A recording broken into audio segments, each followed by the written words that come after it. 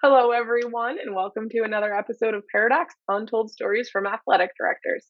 I would like to start off with a big thank you to our sponsor, Ticket Spigot, who is an official NIAAA ticketing partner.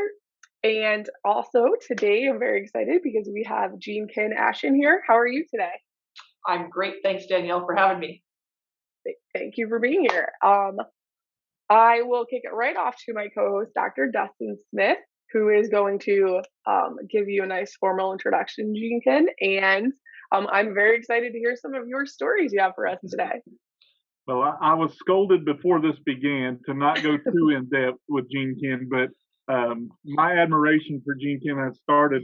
Actually, it was at a national convention. We were paired on the membership committee together. She was the outgoing chair, and I think she might have been onto something that she got out when I was coming onto the membership committee. But we made connection there, and Jean Kinn has been somebody that I have looked up to for since that time for sure.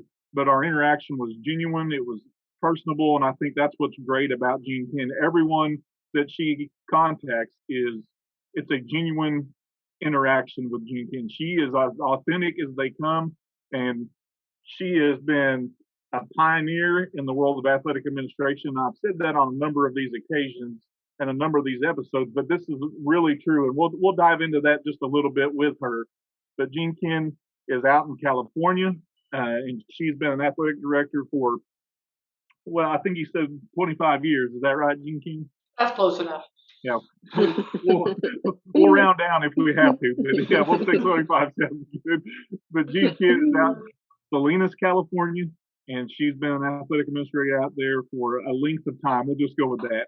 But Jean Kinn is somebody who is notorious and actually has a lot of pressure on her shoulders come every national convention because she's in charge of baking and baking goodies for a lot of people, and they've kind of become a staple and an expectation. So I'm excited not to just talk about her baking endeavors, but to talk about these stories that over the years have probably brought some laughter to Jean Kinn in her life. But she is not only an athletic administrator, she is an avid CrossFitter. And for those of you who know the CrossFit world, know what kind of dedication that takes. And she's a 5:30 a.m. person, so she's out there working out with the crazies at 5:30. That was the case in Arkansas. I'm sure that's the case in California as well. So without further ado, I want to welcome you, Jean Kinn, and thank you for taking the time and being on the podcast with us. Well, it is always good to see you, Dustin. And I know when you say you look up to me, you mean that literally. So I wasn't pointing that out, but yeah. Yeah, that's across the board. When you're 6'4", you hear lots of those jokes throughout your entire life. So it's okay. I can take it. So again, thank you for having me this morning. Well, we also found out that Jean Kinn wears shorts like 350 days out of the year. She as wears much shorts. as I do. Yeah. California and Florida, that's a place to be. Yep.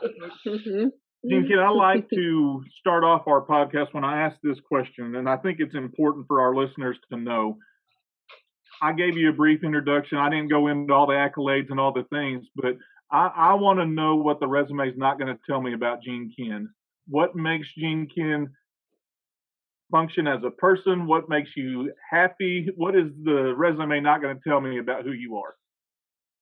Well, I think one of the most important parts for me is this: where I'm standing today is where I went to high school. So there's a special love of your own high school. Those 4 years of your life are just a really important time. And when I started on that first day of high school, I had come from a very small private school, a Catholic school right across the street. And I wanted to go to the Catholic school. My parents said, no, you're going to go to a co-ed school where you're going to learn about life.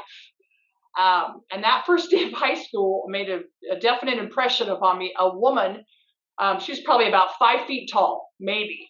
And here I was 6'2", so I had grown another 2 inches, dragged me into the locker room, and she yelled, "Look what I found," about me. And it was an aha moment in my life where all of a sudden I had walked around for the first 13 years of my life hunched over and making sure nobody saw me because I was tall and gangly and awkward and everything to go with that. And this woman brought me into a locker room that said, this is where you can shine. And so sports became that part for me. And there was a woman, Fran Maycumber, who was the athletic director who started the school. She was the athletic director for me. And then when I came back in 1992, the woman who was the athletic director had been my volleyball coach in high school. When she retired, I took over. So in 63 years, there have been 3 of us in this high school, and there has always been a woman in some form of leadership. Both of them were the girls' athletic director. We had girls and boys back then. And then about halfway through my career, our district said, we're going to have one. And somebody said, well, you should apply for the boys. And I thought, well, I'm not going to get the boys. The boys is going to get the girls, right? Well, that didn't happen. I became the boys and girls athletic director. And so that's where I stand again today doing that. And so I just think there's something special about being at your alumni, being a Viking. I've been a Viking all my life. And I tell people say, well, how long have you been here? Well, this is year 50 for me. I started as a freshman in 1972, and when this freshman class comes in, will be my 50th year. So it's just a really special place close to my heart. Both of our daughters went through here, graduated in 2011 and 2013, and it's just a really special place to me. But you mentioned something that we can't sweep under the rug. 50 years, it's a significant year, not just for the number of years you've been part of being a Viking, but for the important thing of what Title IX is and when that passed. You have seen it from when it started to now, and just talk about that evolution of what Title IX has been and the impact that it's had in your life and what you've seen in your years through Title IX. Well, those 37 words changed my life. I'm convinced that I would not be talking to you today if it weren't for those 37 words. And so I don't take that lightly, but I also don't take lightly the people who came before me, who gave me this opportunity. And I would say 25 years ago when I started in the NIAAA, 26, 27, whatever it is, there was no line at the bathroom for the girls. There was no line, no waiting. And today, you see the influx of women who now, once in a while, you got to wait in line. And it's a really nice feeling. For me, personally, that first year, we have 2 gymnasiums right down there here at our high school. One was the girls' gym and one was the boys' gym. And I wasn't allowed in that boys' gym my first year of high school. I was in there for rallies, but I wasn't in there for games.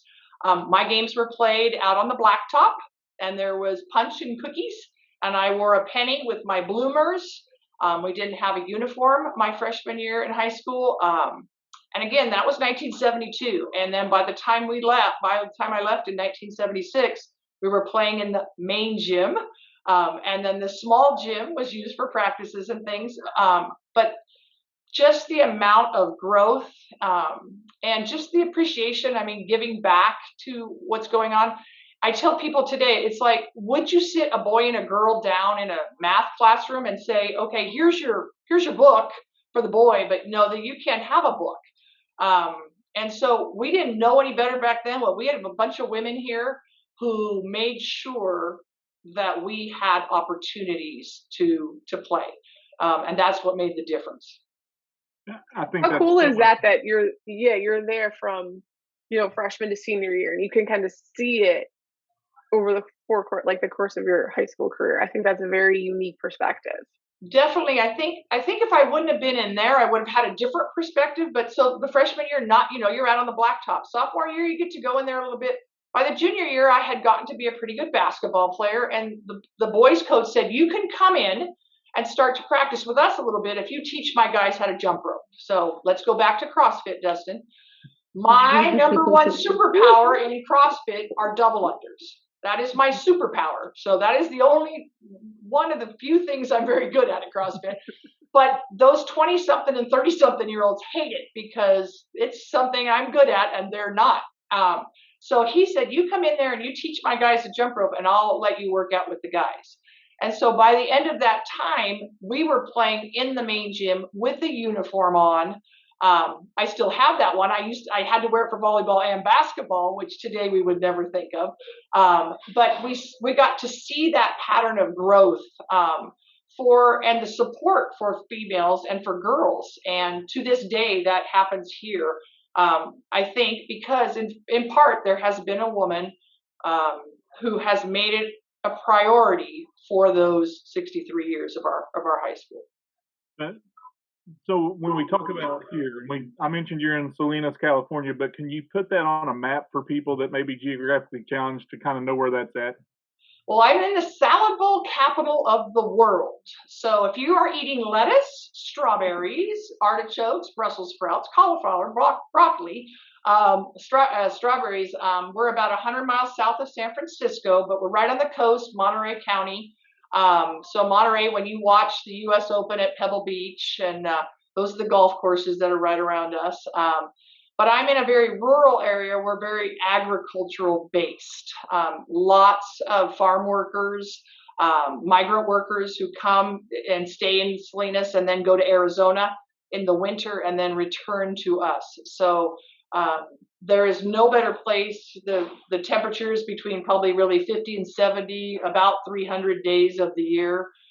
We get a real hot spell. It might get to 80. And it might get cold once in a while, but not very often. But it is a beautiful place to live. We're a city of about 150,000, and it's just a gorgeous spot. Let's see how many people will come by. Yeah, we were thinking that. I'm thinking as you're saying that, when you say go to Arizona for the winter, what does the winter really look like? Yeah. They they follow the crops. So those crops grow here right now. It's our season, and so like I said, everything is in full bloom. Just the freshness of our produce is just amazing. And the weather, we get lots of nice fog, which keeps things nice and warm, and it's like a little blanket for our vegetables and fruits. So. I can tell you, winter here looks a whole lot different than winter there, Jean Kinn. Yeah, we don't have those seasons that you have back in the East. No. Right. Yeah. So we painted some picture of where you're at, and I know over the course of the time, and we've talked about Title IX and those changes. I think that's remarkable for you to be able to witness that from when it passed to even today, and the push that we all have to try to really shed light on the 50th anniversary of Title IX. But let's talk some stories. Let's have some fun. Mm-hmm. Let's goof around. Let's make some people laugh. Let's do this. Where do you want me to start? On my funniest one? No, yeah, give us your best one. So the one that I thought of as we were talking the last month or so, when we were just talking about ideas. So part of me has always wanted to write a book that's called "You Can't Make This Blank Up," right? We've all thought that as athletic directors, right? Sometimes you just look and you think to yourself, this can't be real. So I am in charge of school vans. We have 4 of them. We have 4 vehicles. They're used by a variety of people, not just athletics, but I get to be in charge of them so that I can coordinate the schedules. So special education uses them, going to food banks, going to places. So one of our teachers was going to San Francisco, taking the Japan club up there for something on a weekend. Give them the van keys, tell them where the vans are. Here's the number, this is the number, takes the van. That Saturday, I get a call in the night from him. I got a couple calls from him. Hey, Jean, the van won't start. And I said, just call and see. You can call. Here's the number to call. They'll take it. Oh, never mind. It just started. Okay. Gets to the next spot, and I think they went and saw a play. Gets to the next spot, and for whatever reason, he texts me and says, it didn't start again, but it started. It's all good. I said, okay, just make sure you put it back, where it belongs. So on Monday morning, I come in, and we look at the vans, and we getting ready to gas them up, etc. And I look at this Suburban. It's a white Suburban. It's not our van.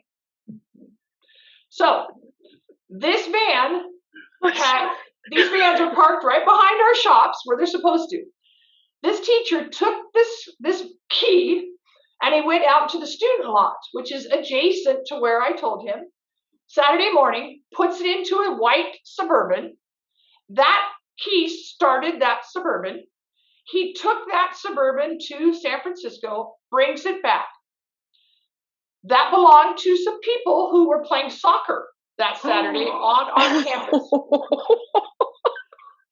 I go out to look at this van, and I open it up, and it opens with the key, actually, and I go, why is there a car seat in here? So there's a baby car seat in here, and it's filthy. I said, what the heck? What did he put in here? I go to the back of the van. It doesn't have any school markings on it. We open the glove box. We look to find out who the driver is, right? We make a phone call. They work right here at the Social Security building. Thankfully, they have had no Suburban for Saturday and Sunday now. It's been in our back lot. They come over. They don't file a police report against this guy. They're the most gracious people. But I have no idea. I had no idea he would work in different places. Wasn't even our van. So again, can't make that up. Just and we still laugh to this day because when he wants to, because he still works here. I said, if you're going to borrow the van, remember on the back it says North Salinas High School, and there's a number that matches that number. It's just like is the key like a actual key, or is it just like a push button? Or no, it was an actual key. It opened the driver's side door and started the ignition. And did it not dawn on him that there was a car seat in there that may not have been that? That's what I said to him. When you saw the car seat, did you think maybe, he goes, well, I wasn't sure, maybe somebody left it here and, took their kid with them, or I said, okay. I mean, in his defense, it started and the key unlocked it. So, I mean, it wasn't where it was supposed to be, though. You should always go to where it's supposed to be. Can you imagine being those people playing soccer and coming out thinking, where in the cat hair is my Suburban? Well, that was the woman that I talked to. I said, I am so sorry. What did you do on Saturday? Well, luckily we live fairly close and we have friends and family. So we just made it. I said, so that goes back to that cookie thing. Oh, she got a big plate. A really big plate. So I mean, I can just see this happening because, I'm guilty of, if I rented a car, I just go outside and hit the lock button repetitively until I figure out where my vehicle is. Yeah, I think now I'm not sure you could do it, but even still two of our cars today. I mean, our new ones have the button, but our old ones have that. But I still don't understand how it worked. How did our school van key work in somebody else's car? So that's a mystery you may never solve. That is probably true. Yeah, I wonder if there was enough gas to get to San Francisco and back, because you said you're an hour away? Yeah. I was just going to ask that. Yeah. There was. I think he had to put a little bit of gas in it, which is unusual too, because we have them ready for our users. But, sometimes that'll happen. But he said, yeah, just put a little bit in it so I could get back. I was like, okay. I mean, kudos to the family for not filing a police report then saying our car's been stolen. I mean, just the patience that would take, because I can tell you, my wife would freak smooth out. I'd be dealing with that, and not only trying to find a vehicle that's been removed, but a wife. Well, Suburbans aren't cheap either. No. Well, and they filed a police report. They just didn't press charges. They didn't press each. You know what I'm saying? The police came and they met with us. They found out what happened, and they were like, "Oh, okay." So luckily, that's another good thing about living in a small town, right? Everybody kind of knows everybody, and so people are a little bit more give each other grace. So they were very. That's a lot of grace. Oh yeah, that's what I thought. You had their car for 2 days. Yeah, that's 2 days worth of grace. And with gas prices at $6.10 right now in California, a gallon, so. I mean, it cost him something because he had to put gas in it to get back. But exactly. I mean, I'm just trying to, as we talk through these stories and we listen to this blank that happens that you can't make up, I think about your reaction Monday morning when you walk in and start thinking about, I'm sure you had a schedule for somebody else maybe to take the vehicle out that day. And did you load? I mean, yours was still there apparently. Correct. It Well, wasn't that's one. why there was one extra. So when you go out there, you go. So the first thing I thought is, who parked next to the vans? I can't get them out. That was the first thing I thought of, right? So I just thought it was a teacher. And then when he gave me back the key, and I went and I said, "Wait a minute, this isn't even our van." Then I thought he had just put the other van back there. So I said, "Come and show me where you put the van." So he comes out and he goes, "Here it is." Well, then he shows me the van that's not ours. I just assumed it was a teacher's or a staff member's.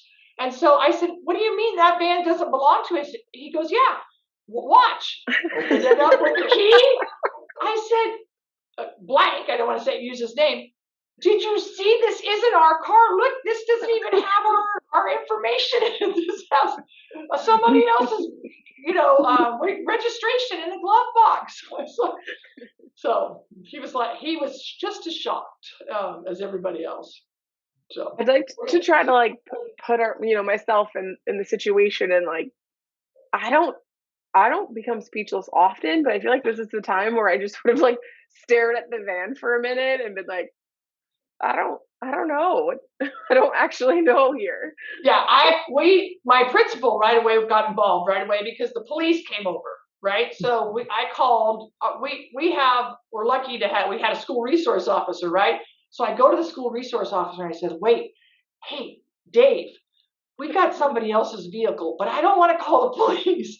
Can you help me figure out how to get a hold of it?" So he finds out that they filed a police report, right? Finds out who they are, and we call them together, kind of thing. So luckily, it wasn't like we had to go through the police department. But my principal is standing there, and she's just thinking to herself, "Oh, she's worried that they're going to take this teacher away for stealing this car, right? Because he stole someone's car." And I'm just thinking, "Please do, because we're going to have to get a substitute." And she's like, I was like, "I think that's the least of our worries. I think we better be hopeful that these people are really nice." You know, for those of you watching on YouTube, you can look behind and over Jean Kinn's shoulder. You can see what my reaction may have been. And John Wooden is in the picture there, and he just kind of, and her being a California girl, she could probably attest to this, being a John Wooden fan. I'm a big John Wooden fan. But I think with that look that you can see, there's a equal parts ponder, anger, and probably lessons to be taught. And I think that's probably all Disappointment, rolling around in maybe. his mind. And I think that's probably what I would have done in that situation. I may have been looking just like John Wooden was there. Yeah, and what's funny is we now have numbers on the back, so we didn't have numbers at the back. There's a big thing that says Salinas Union High School District on the door, right? So you can't miss it. However, now every van after that happened in the entire district now has the number on the back along with the decal on the side. So, And I think So I'd you be have wondering with the company, do I have a key that will work in multiple vehicles to prevent this from happening again? you might as well just keep trying. That's what I said to myself. I said, "Well, let's go see how many. Maybe I can find a nicer car. Maybe I can find a new car." You can upgrade if you have to, just whatever you Yeah, need at that just moment. try one. That's what I said. How does a key work? I said to him, "How could that?" I didn't believe him at first, but then I thought, well, how did he get it? Obviously, it's true. he's kind of lucky that he made it home, because could you imagine if he actually made it there, okay, and then it wouldn't start to come back home? Well, Danielle, my thing was this. After reflecting upon it, my thing was the car was reported stolen. Let's just say he was transporting the kids in the car, right? How about getting stopped by the CHP at gunpoint or by some type of law enforcement on the side of the road coming home? That's when I said to myself, "You're just lucky you got back." Because obviously, if he got pulled over, I would assume that when you are guilty of stealing a car, that there's probably going to be guns drawn. So So it wasn't a white Ford Bronco, is what you're telling me. right, it was not a white Ford Bronco. I saw that chase play out, so I could. I did too. Dustin. I did too. That's a very good point, though. I'm more concerned about, him getting back and forth, but you're right. If he just got caught on the highway and got pulled over, that would have been a whole nother mess that you would have been like, what? Right. But and now with the key fobs, if they're not in the car, then it won't start. Right. If you get so far away, so he dodged a few bullets there. Pun intended. Old stuff is good sometimes. So yeah, vintage cars are sometimes good. You may call it old. I call it classics. Okay, classic. I'll go with that. I feel like after this happened, I probably would have like walked my coaches to the van for a bit. Just, oh yeah. No, there was a definite. Yeah. Well, and plus, I think as athletic directors, we always look at how could I have made that better, right? I'm part of this challenge, right? So I need to would have clearer directions. I need to walk them out there. I need to do that. This was a teacher who had taken the van several times. So, again, I don't know how, but we always are looking for like, how could I have prevented it, right? Or how could I maybe I wasn't very clear. Maybe I need to do, I think as athletic directors, we're always doing that. So I did take part of it, but part of it, I just shook my head and like Dustin said, just. Yeah, I think a lot of the best professional development is hands-on, obviously, when you can sit in there and say, hey, this is a real life application. And as we make takeaways from this story, you think about how it improved the process for you, how it improved the process in turn for the coaches and the other people that will be using the vehicles to say, hey, this is a moment that happened, not to run the guy in the ground for an honest mistake. I mean, the key worked in the vehicle that wasn't his. It's hard to blame him completely. But at the same time, the processes that were able to be improved because of what happened was stuff you don't find in a book. It's just life experience and ways to improve what you're doing. Yeah, by far. I think that's part our job, really. I mean, I have lots of books, and I have lots of binders, and I have lots of things, but one of the things I think that is just so special about this role is that I have never had the same day of school in any one day. Never in my entire career have I come in and gone, okay, here's what I'm going to do today, and it's all done, and now I'm going to go home. Or, this is what's going on. I mean, from the worst crisis when you lose a child, right? When you lose somebody, to the simplest things that come up, right? That you just can't anticipate. You can't anticipate everything that's going on. And we have so many stakeholders that we deal with, from parents to staff to administration to opponents to officials, that you just don't know whatever's going to happen. You just can't plan for every single situation. Like, I love when an AD will call me and say, what would you do? And you go, you need a little bit more background, right? You got to say, well, what is going on at your site, or we're going to have 8 new athletic directors in our league next year, starting in 2 months, and out of 32. So it's going to be a whole new ball game. And I always take it upon myself to be the flashing, blinking neon sign for athletic administration. I give them the NIAAA development booklet. I do all the things, but 99% of the time when they call me, it's not anything from there. It's like, I can't believe what just happened. How do I blank, right? And those are the things I think that make it so cool to be in a profession where I could just pick up the phone and say, hey, Dustin, what'd you do in Arkansas? Because it's going to relate to what I'm doing right here in California. And Danielle, what'd you do in Florida? We're so much more alike than we are different, even though we have different areas, different kids, different people. Our challenges seem to be very similar. I think that's what's cool about the profession, is that it may be lonely where we're at because not a lot of people understand what we do on our campus, but the network that we've built and the people that we can reach out to, if I can, like you said, if I need to call Jean Kinn, I can call Jean Kinn and say, hey, I'm dealing with this. Give me your perspective. And maybe it's a different set of eyes that maybe is not on my campus that really may not have an idea of what I'm dealing with.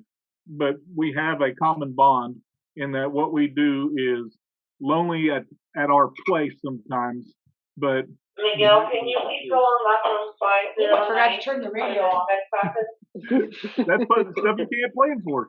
I turned off my phone. I turned off my phone and I turned off my my watch, but not the radio.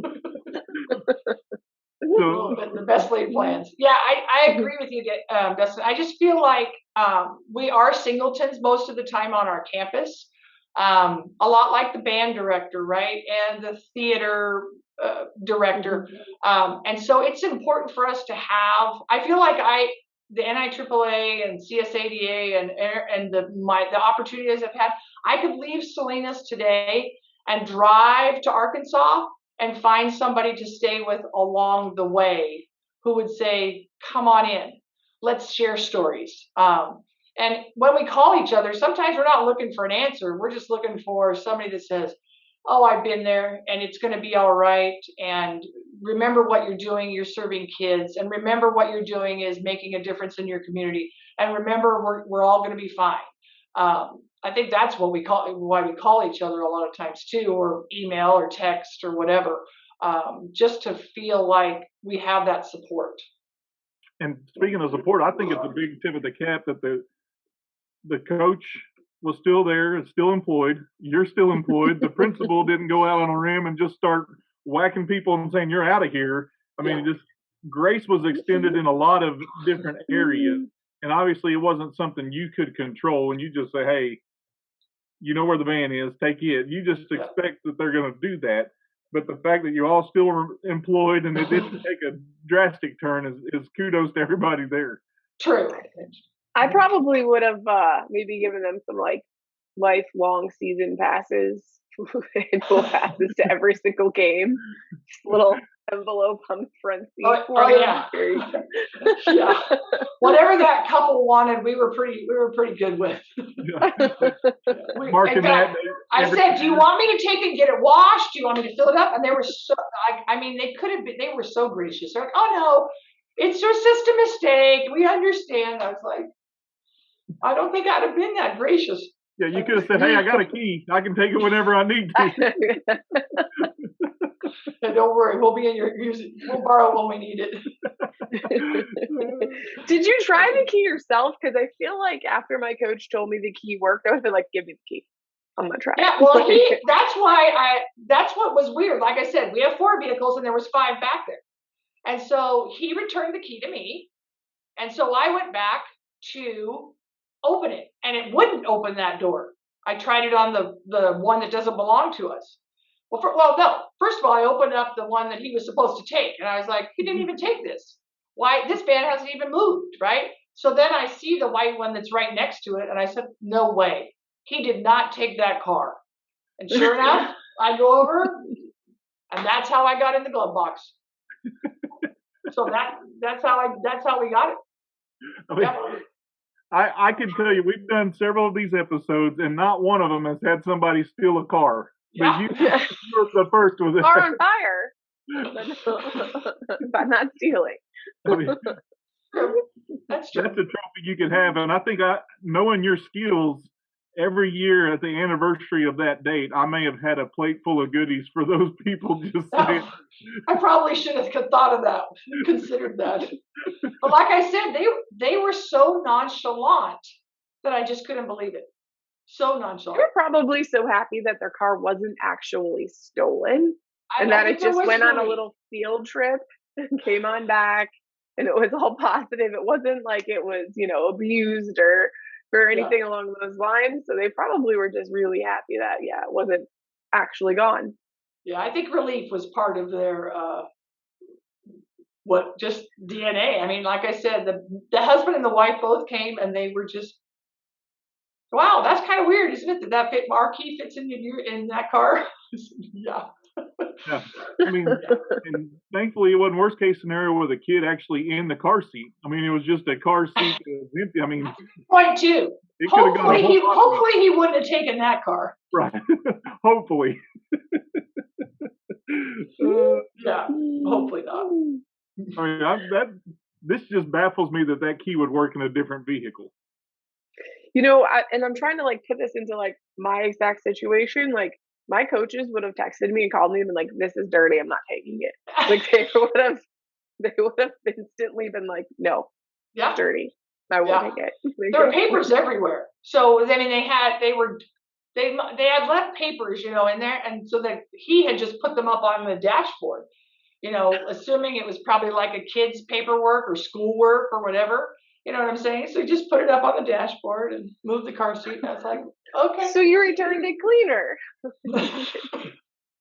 I, I'm just thinking of the red flags that have been going off in my head if I'd have sat in there. And as you explain this now, I mean, we can look back on it and say, I would have checked that box and checked that box and checked that box. But in that moment when you're thinking, all right, I've got to get to San Francisco, I've got to get up there, and I've probably had a deadline to do it. And if it's like my coaches, they may not have been planning a lot of time between departure and when they needed to arrive. So it was just a matter of solving a problem. He found the solution. He was gone. He just thought But that. and the key worked. Right. Yeah. I feel like that's like such an important part of this, right? Because like I've never heard of the key working in a different vehicle. This is the first time I've ever heard of that. So the key worked. I don't feel like I would have given it a lot of second thought either. Yeah, it didn't work. It worked, like I said, when he called the other 2 times, it was, you could tell.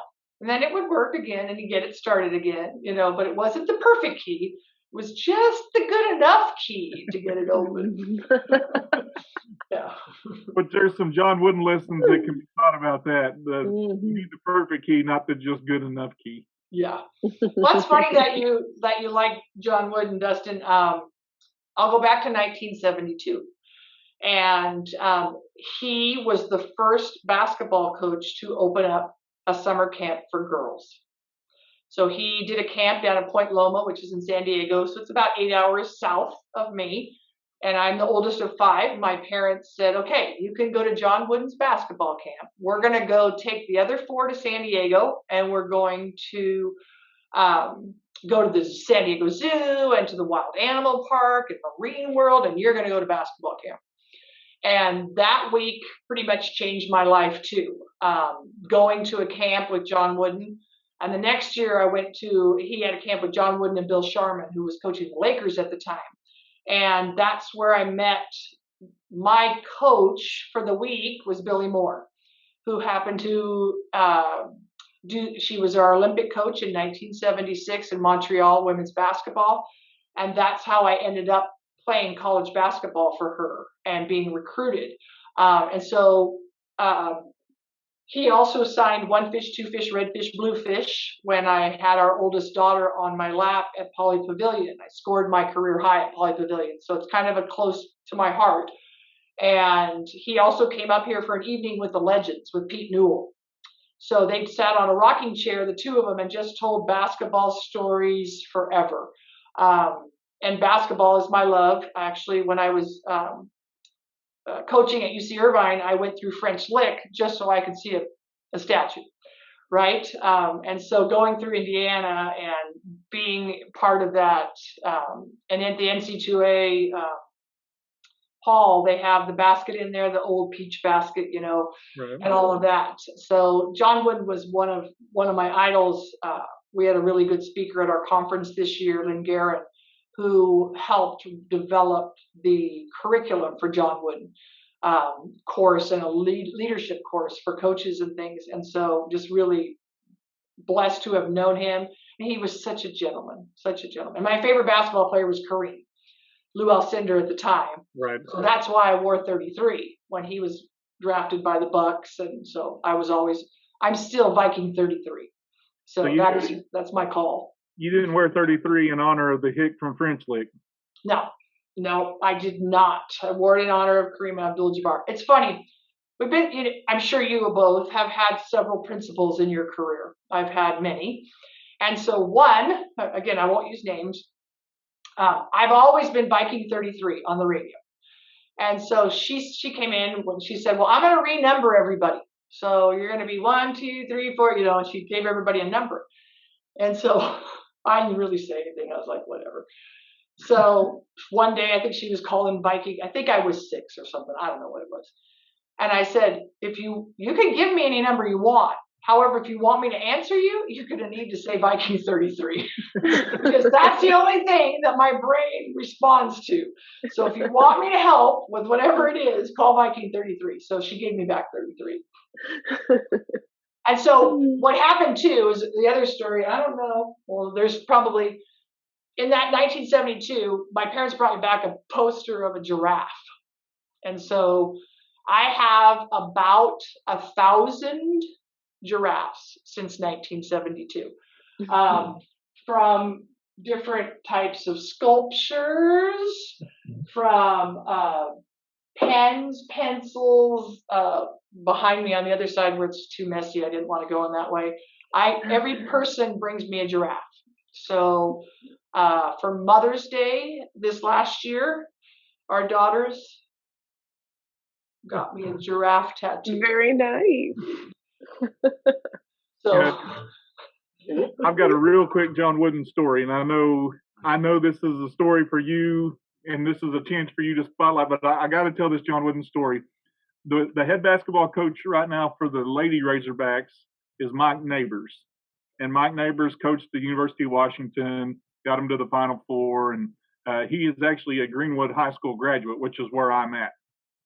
Well, he was an assistant at Tulsa at the time, and John Wooden came to Tulsa to talk and give a speech, and so Mike Neighbors was in charge of babysitting him before he went out there. So he had to entertain him for 45 minutes. So it's just him and John Wooden in a room, and he idolized John Wooden. And so he's sitting there and he says, "Coach, I got a question for you." And John Wooden just kind of in that stoic look, like over your shoulder, just kind of sat there and crossed his legs and said, "All right, shoot, Coach." And Coach said, "Why do you call it a pyramid of success? It's more like a triangle of success." And he said, Coach Wooden just kind of looked at him real quiet, crossed his other leg over, and sat there. And Coach Neighbors was like, "Oh, great. I have pissed off John Wooden right here. I mean, I got 45 minutes to sit here with him. I made him mad." And he said, "Coach, you can teach an old dog new tricks. You're right. That is a triangle, not a pyramid."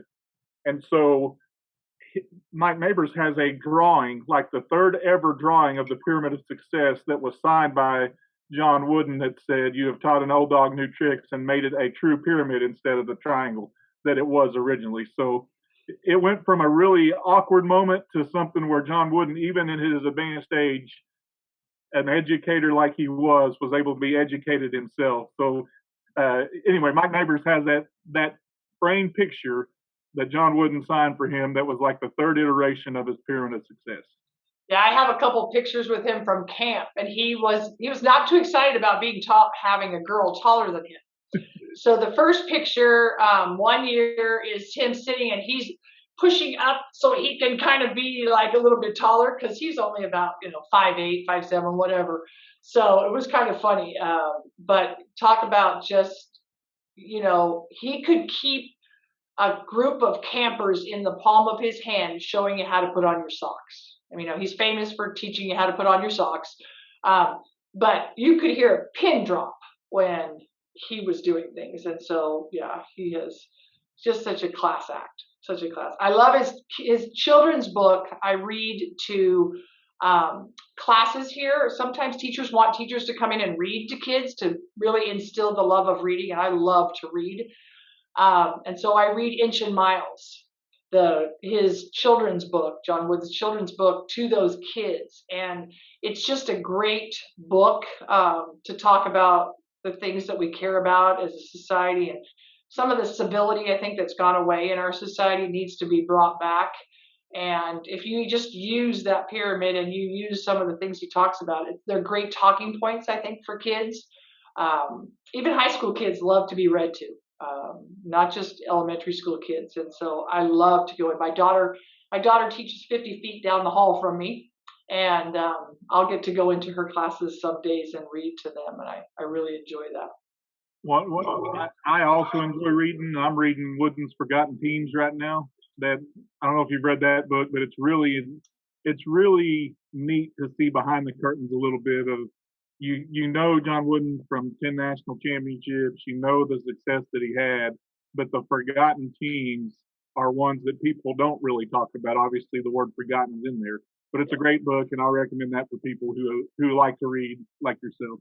Yeah, the Coach and AD magazine, I like when they put their top 20 books out for athletic directors, so like summer reading. Right. And I love to just kind of order a few of them and see which ones I like. The whole chopping wood, carry water, whatever one. I did that one last summer. And right now I'm reading the one about Suleiman, the Grisham book. So it's about the basketball player from South Sudan. So I just love reading. I'm reading Boys in the Boat right now. Have you read it? I have not, but I've seen the reviews on it. It's a lengthy read, but it's a good read, talking about the 1936 Olympic rowing team. Just so you know, Danielle, just to educate our listeners on some good novel reading or some reading. And sometimes I think that's important for ADs, and for me, that's my release, to be able to read and kind of separate from what I do. It gives me my little stress relief and my little zen moment, I guess you could call it. My wife calls me her book nerd when she walks around and sees me reading. She's like, "Good night. What are you doing now? What book are you reading? You don't even enjoy reading. You read them so fast." But I think that's important for me, and I think that's an important lesson for any AD listening. Find whatever it is for you that separates you from the job, that gives you a moment of, okay, it's going to be okay. Well, there's nothing like a good Danielle Steele book on the lake. You don't have to worry about a dang thing when you read a Danielle Steele book. I love C.J. Box. I love a good mystery. So I'll try and find a series of books and get them at the library in big print so you can read them on the beach. And I still like a paper book, so I'm not into that iPad book or. I'm going to share some with you after we're done with this, but let's not talk about books anymore. We're going to bore people that aren't bookworms like you and I. My daughter makes it better when it's not a book nerd. She'll say, "Dad, you're a bookworm." That makes that sound better. I have a 3-year-old, so like Brown Bear, what do you see is really the highlight of the books at the moment. Danielle, there is a timeline. Let me explain it to you. If you can get through Brown Bear, you're doing great. By the time they get to 5, you might get to have a magazine at the lake. Maybe. You might get to have a magazine at the lake. But pretty soon, eventually, you will get to read a book at the lake. Mm-hmm. That was the evolution of our 2 daughters coming through the lake. It was the first year you don't even get to read a magazine. I'm like, what do you mean? What do you mean I'm going to pay attention to you at the water the entire time? It'll be all right. It'll be okay. So, okay, let's talk about. I know you had you told us you had a wrestling weigh-in story. Do you want to jump in on that one, or do you have another one that you thought of? I can tell you that one. It's just a simple one, and again, you don't know what you don't know, right? And so I had just become the boys' athletic director, and back then we didn't have any girls wrestling. Now we have almost 20 girls wrestling. So things are changed, right, in 2022. So this was probably late 90s, maybe, when we were still not doing things very well with wrestling. Kids were trying to lose weight, etc. So I'm standing inside the girls' locker room, and there's a scale. They come in the door, they weigh. I write it down on this paper that the official had given to me. So I said, okay. So first kid walks in, I weigh that kid. But one kid walks in, takes off all of his clothes. Every single piece of his clothing. I am standing here. Here's the scale. Here's the person coming in. My mouth's not working. I don't even. I'm looking at the paper and I don't even really notice. He gets on the scale. I don't even look at anything. I just go like this, 120 thing. He puts on his clothes on and walks out. I then go outside, and I said to the official, they're going to have to leave their clothes on if I'm going to be weighing them in. I was like, oh my gosh. I thought, are you kidding me? I'm going to lose my job, doing this. And it just was one of those things where you don't even, and I should have known because I had a basketball coach in high school, and he called me the best hooker in the high school. And he taught me how to shoot a hook shot. So we would do the Mikan drill together. But again, it was the 70s. Today, if my basketball coach, our basketball coach would do that, probably wouldn't, he'd probably have a meeting, right, with the principal and the athletic director and the parent who we've offended and everybody else. But this guy who was coaching at the time, that's what he had called us. So I should have really known with the wrestling background to be prepared of that. But yeah. I don't know that you can be prepared for that. Well, and I have gotten quicker with my reaction times with things, right? I wasn't even paying attention. So I was writing down the person beforehand, and this next person was just in there getting ready. They didn't have, all they had on was their singlet, right? So I was like, I didn't even look. And I figured not to even say anything, right? It was better not to say anything. It was better just to get his weight, have him leave, and then I was like, no. We've had some streakers on this show. That's a streaker of a different sort, I guess. Mm-hmm. I heard the streaker one. One of the streaker ones was hysterical. I'm always amazed that streakers can run, and they always end up going over some type of pretty good sized fence. Right. That's a pretty good athlete. I think we should get them on track or get them on some, make sure they're part of our teams. But I think your reaction was priceless. When you said your mouth just quit working, but you had a job to do. You were just filling out the job. Your eyes were staying up. Exactly. Just look at the scale. Just look at the scale. All there is a scale. We don't even care who they are. Well, and the kid felt like it was an acceptable thing to do. Like it wasn't his first rodeo, I don't think. No. Well, and they have what policies? Well, they do in Florida now, where they tell the male athletes and the female athletes what you have to keep on. Us too. Us too. But like I said, this was the 90s, and in the 90s, we were wearing those space suits in the laundry room with the dryer on. Trying to lose that last half a pound. Now we don't do that. I mean, we're smart enough to not do that. But this was the 90s, and I was like, okay, we need some reform in wrestling. Like, what was that conversation like? He did make weight. Yeah. I just have to know if he made weight. He did make weight. Okay. I was wondering what the wrestling coach conversation was like. Like, all right, dude, let's just start naked in here. Yeah, we're gonna make sure we have some. The thing was, it was legal to weigh in naked then, so it was legal, right? So they should have never put me in that position to have that, right? So I went back after it was all over. I said to the coach, hey, look, it's still okay to do that. I get it. Then that's not going to be me weighing them in, right? And we didn't have any girls at the time, right? Now we have a bunch of girls, but now they're all dressed. So it doesn't matter who weighs in anybody in 2022. But back then I said, I won't be doing the weigh-ins anymore. We will have, I'll either get a male administrator, I'll get whatever. Because they were allowed to do it. It was acceptable. He wasn't trying to break a rule, right? Yeah. I mean, now it would be breaking a rule. So I just needed to be smarter about it. Well, now they have things like the hydration test and all that stuff to make sure that you're not pulling too much. And as a wrestler, I saw all the tactics that people use, shaving all their hair, eating X-Lax brownies, whatever they had to do to be able to try to cut weight. Yeah. But I think the hydration test now is a good thing. But thinking back on it, some almost 30 years later, you look back and say, why didn't we just have a male coach in there, especially if there was no females in there? Right. Yeah.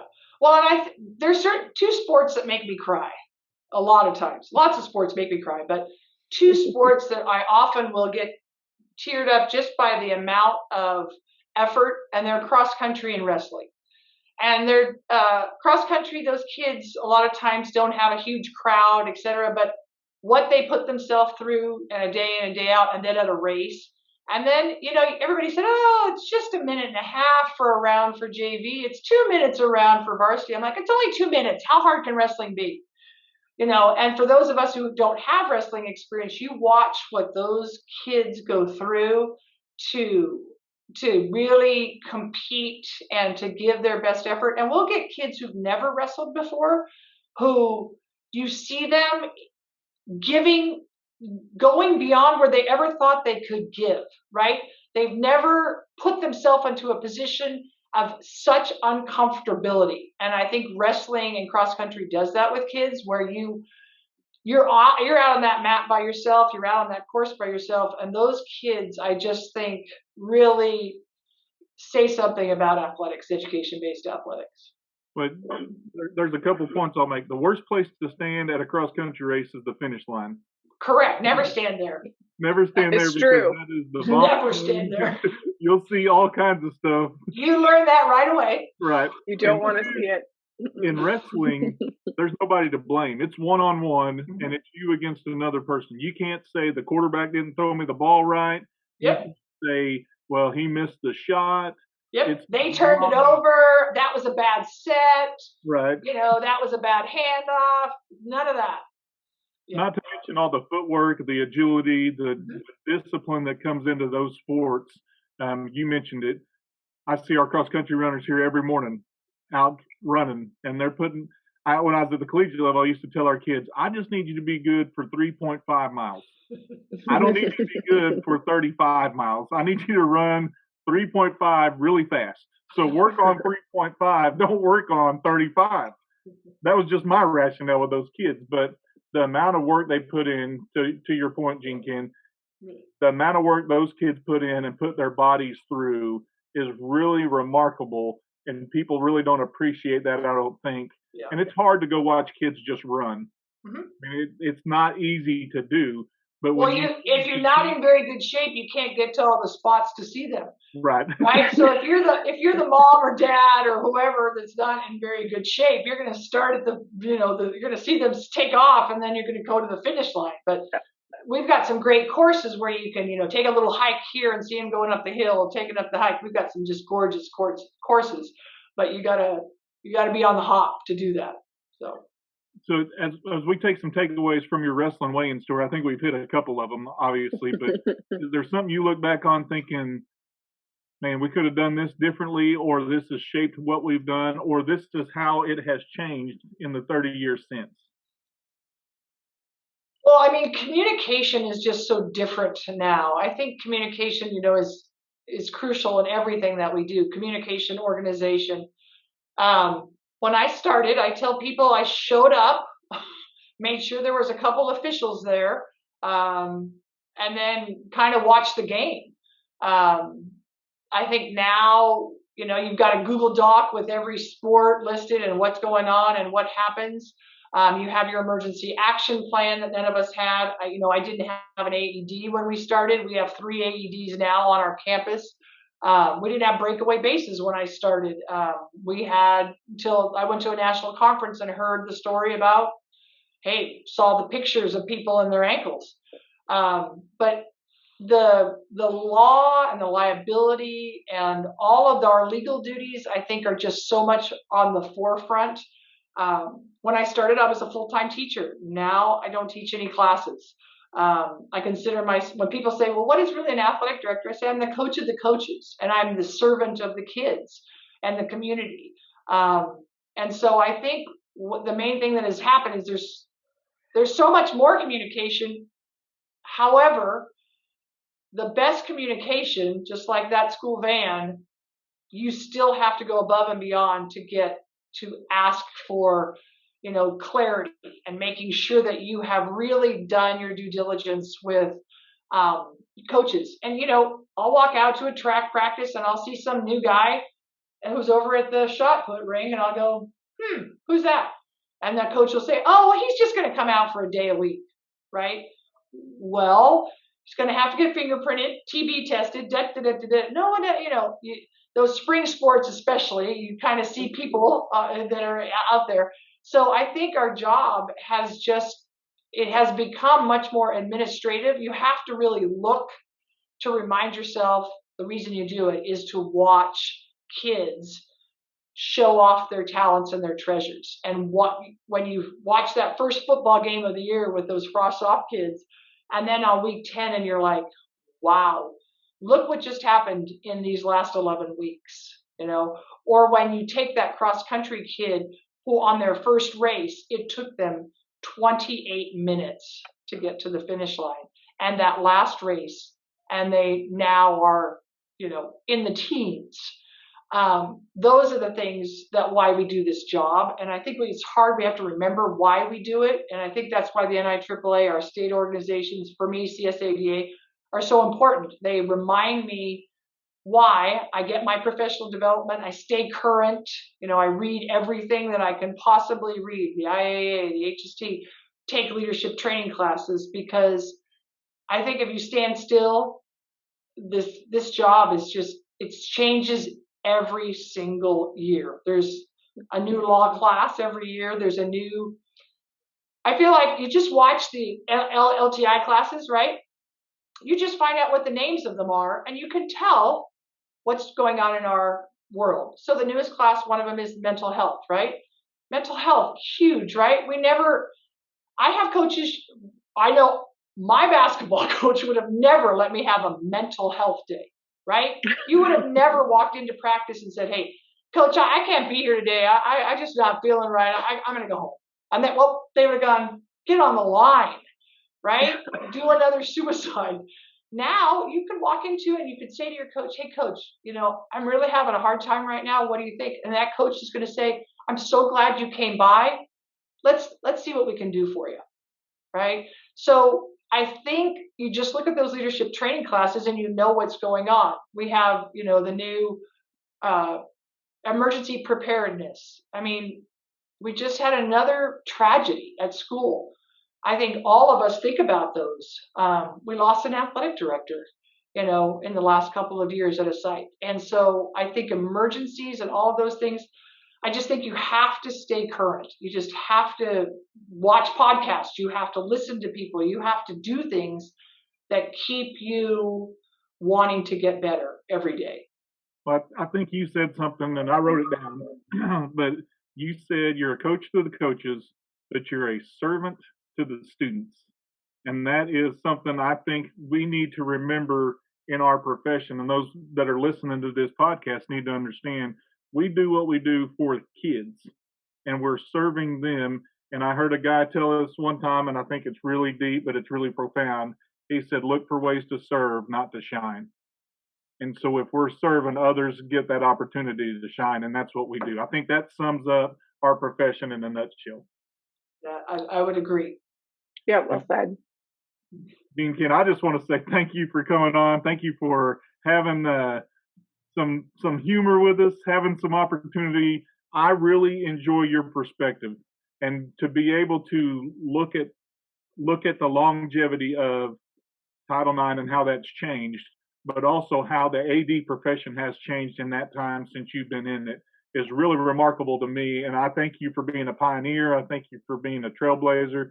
I thank you for being as committed as you are to this profession and to being Viking 33. I think that's important that you have done that for this long.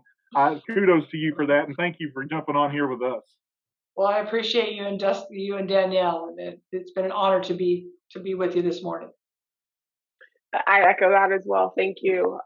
It was great to catch up, and I want to probably pick your brain even more because it's fascinating that you got to kind of grow up with it in a very unique perspective, and I just find that to be so interesting. So thank you to everything that you've done for your kids at your school and for the athletic director profession. So thank you, and also thank you to Ticket Spigot, who is our sponsor and makes this episode and every episode of Paradox possible.